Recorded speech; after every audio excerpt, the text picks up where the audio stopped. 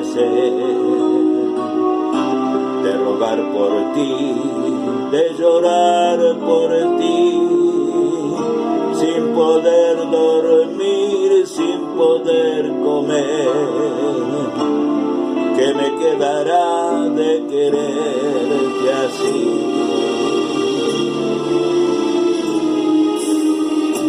De quererte así, con mi alma y mi voz, hasta olvidar el nombre de los dos, para no nombrar más que el de mi amor. ¿Qué me quedará de quererte así? Tan solo mi voz que se apagará, tan solo mi amor, triste y sin color.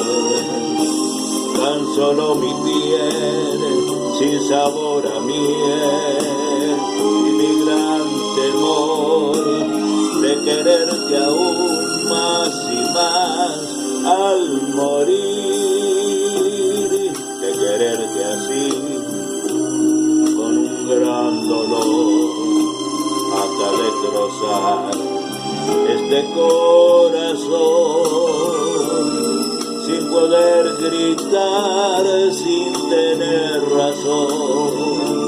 ¿Qué me quedará de quererte así?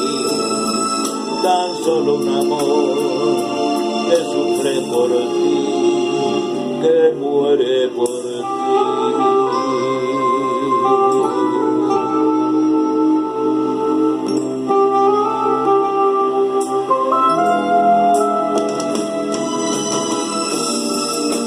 Poder gritar sin tener razón, ¿qué me quedará de quererte así?